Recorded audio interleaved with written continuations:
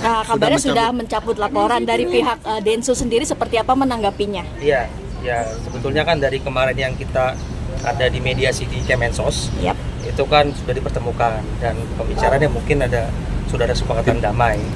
Cuma saya selaku kuasa hukum dari Denny Sumargo, saya sepanjang tidak diinstruksikan untuk mencabut laporan, ya saya sebagai kuasa menjalankan kewajiban saya. Karena ini bagian dari tanggung jawab saya dalam menjalankan kuasa, gitu. Sejauh ini sih masih saya tetap terus berjalan, gitu. Tapi kemarin kan Bang Densus sudah mengetahui ya kalau Bang Farhad sudah cabut laporan. Mungkin ada cerita apa mungkin? Itu maksudnya. Ya pada intinya saya bertindak ini atas keinginan dari klien ya. Sepanjang saya belum diinstruksikan untuk mencabut, saya tetap menjalankan tanggung jawab saya ini, gitu. Tapi sejauh ini ya saya masih tetap menjalankan kuasa. Berarti memang belum ada permintaan untuk sejauh ini belum ada. Oke. Gitu. Terakhir ini mungkin perkembangan dari laporan Kodensus sendiri yang sudah diperiksa berapa orang? Ya. Untuk sejauh ini yang sudah diperiksa berarti ada 3 orang. Bisa 3 orang dan ada beberapa tambahan alat bukti juga. Dan nanti kita lihat lah. Mungkin dalam waktu dekat terlapor akan diperiksa juga. Karena kan memang kemarin kita ada libur hari juga kan. Mungkin terkait rekaman. Iya. Jadi berkaitan rekaman itu ya, saya bingung makanya tiba-tiba rame sekarang ini. Pada intinya, Novi itu tahunya dari klien kita. Sebelum ini tersebar, yang saya tahu ceritanya dari klien saya bahwa pada saat habis telepon itu ya dikirim langsung ke Novi.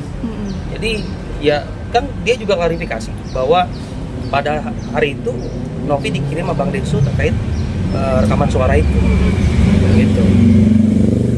Bang, soal kan di awal pembicaraan itu kan ada ini nggak direkam kan ya, ibaratnya dia nggak setuju kalau itu direkam sampai akhirnya kesebar, ada tindakan apa nanti Bang? Ya nanti pasti kita bakal melakukan kalau memang sudah ada upaya hukum yang kita lakukan. Sampai saat ini ya kita masih mengamati perkara ini dulu, pasti kita akan infokan ke rekan-rekan media kalau ada upaya yang kita lakukan. Jadi saat ini saya masih fokus menjalankan tanggung jawab saya dari Bang Densu. Sepanjang belum ada instruksi untuk mencabut atau ada penyelesaian secara damai, ya saya masih menjalankan perkara ini. Oke, mungkin update lagi untuk kemarin saksinya sendiri siapa saja sudah diperiksa dan mungkin tambahannya nanti next siapa akan diperiksa? Ya ini bagian rangkaian penyelidikan, saya tidak mau ungkap ya karena memang ini kan bagian dari kewenangan dari kepolisian dan juga dari strategi kami sebagai kuasa hukum. Kami tidak mau mengungkap ini secara gamblang ke publik, gitu. Berarti next akan dipanggil secepatnya? Secepatnya pasti, karena masih terus berjalan. Terus berjalan. Karena kan tiba-tiba ketemu aja mas. Kejadian kemarin, Kodensus sendiri merasa terjebak nggak sih? Iya, untuk rekaman suara itu sendiri. Kalau saya rasa itu bagian dari cara dia. Karena kan sejauh ini kan ya kita lihat dia dalam situasi publik sangat tersudut, segala macam ucapan dan tindakannya pasti bakal dihujat oleh rakyat Indonesia, gitu. Jadi ya mungkin ya pasti ini ada orang-orang yang bermain dan saya juga perhatikan sangat masif di sosial media terkait ini. Tujuannya pasti ingin menggiring dan menjatuhkan karakter klien saya. Tujuannya itu aja, gitu. Karena ini kan isinya itu kan seolah-olah klien saya pro dengan dia. Ini udah lama lah, bahasa lama. Cuma kebetulan baru terungkap di publik kan, dan ini sudah diantisipasi. Dari awal udah tahu pasti bakal terungkap kali ini. Dengan Novi dan yayasan sendiri nggak ada masalah kita. Karena memang dari awal kita bantu. Gitu. Dari pihak Kodensus sendiri tahu nggak sih takut penyebaran video? Ya itu masih kita dalam investigasi ya, karena nanti berkaitan dengan hal itu, ya saya bagaimana klien saya kalau memang diminta mengambil langkah hukum terkait itu, kita akan ambil upaya hukum. Jadi kemungkinan nanti ada melaporkan yang untuk bagi penyebar itu? Iya kemungkinan, karena secara material udah jelas merugikan klien saya.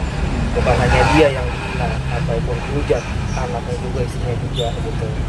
Dia kepentingannya apa? Nggak ada keuntungan apa-apa. Kita hanya bantu aja.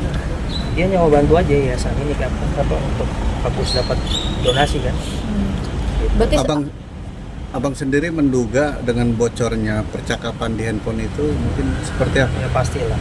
Ya semua orang bisa nilai kalau ada sesuatu naik ke permukaan, ke publik dan tujuannya itu untuk menyudutkan orang atau tidaknya menggiring opini supaya seolah-olah dia melakukan sesuatu, kita lihat siapa yang paling diuntungkan dalam hal itu aja. Dengan tersebarnya siapa yang paling diuntungkan dan siapa yang paling dirugikan. Nah, nggak mungkin dong kita share itu sendiri. Nah, gitu.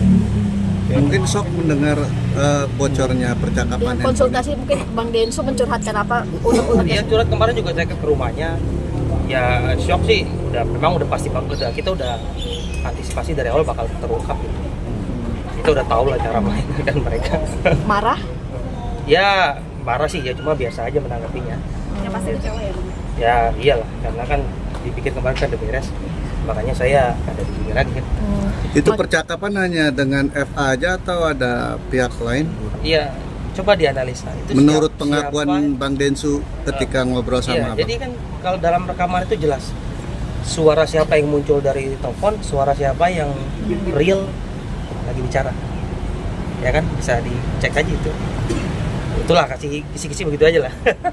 Ya, itu aman ya. Terima kasih Bang. Aman. Aman. Terima kasih ya, Bang. Tuh kan.